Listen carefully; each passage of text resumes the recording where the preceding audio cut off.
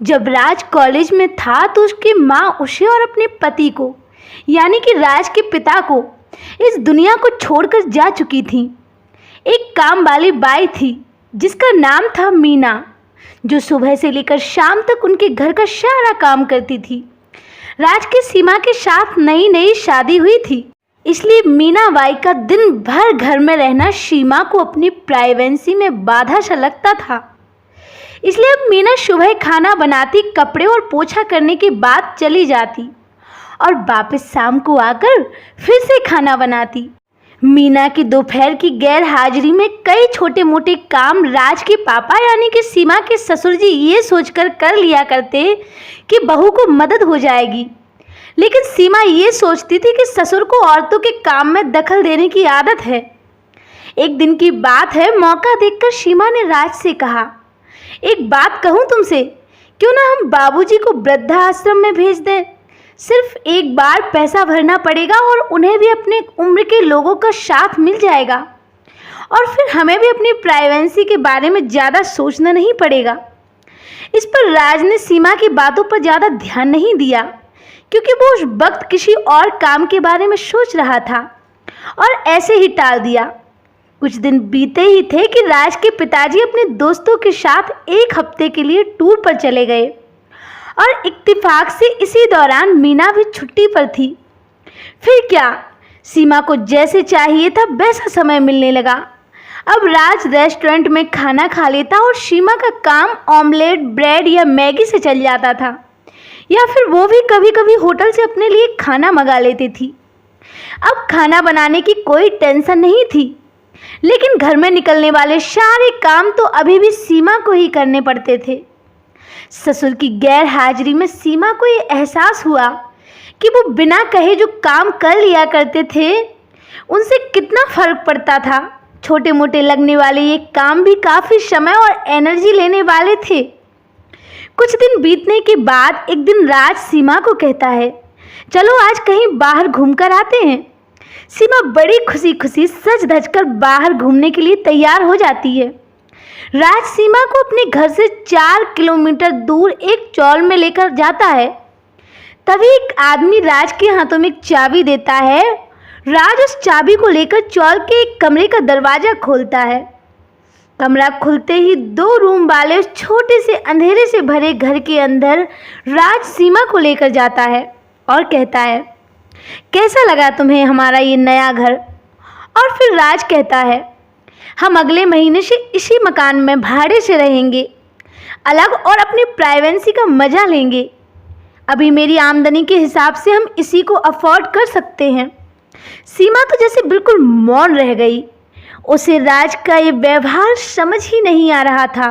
वो चौंकते हुए बोली, पर क्यों, हमारे पास इतना बड़ा घर तो है, फिर क्यों हम इस बेकार से मकान में भाड़े से रहेंगे।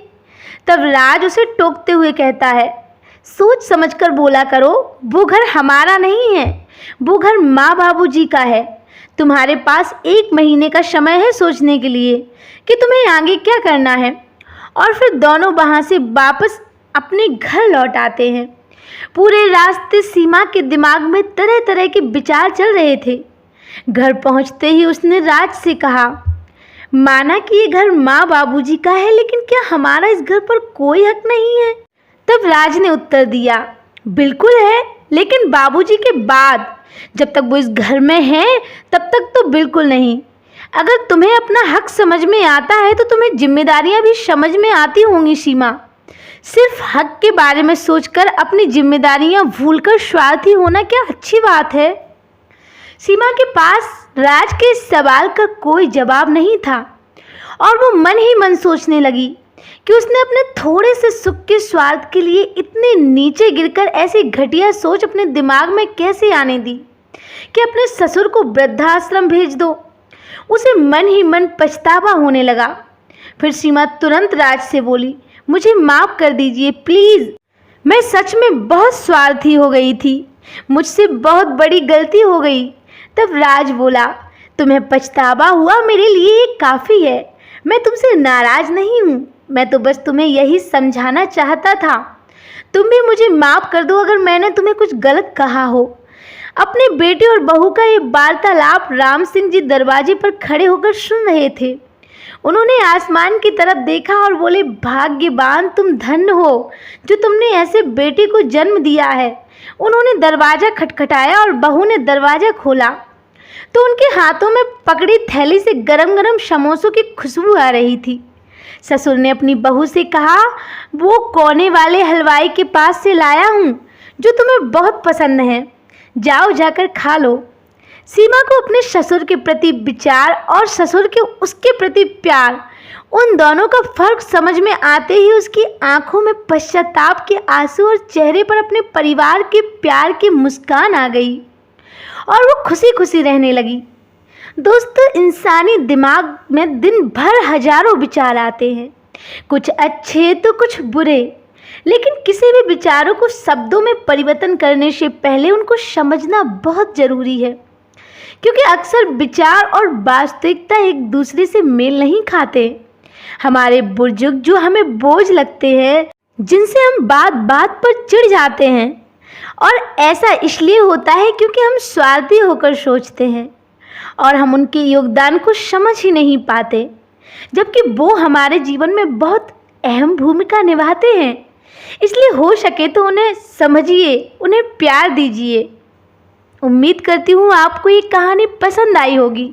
अगर आपको ये कहानी अच्छी लगे तो प्लीज़ वीडियो को लाइक करें, हमारे चैनल को सब्सक्राइब करें और ज़्यादा से ज़्यादा शेयर करें दोस्तों। धन्यवाद।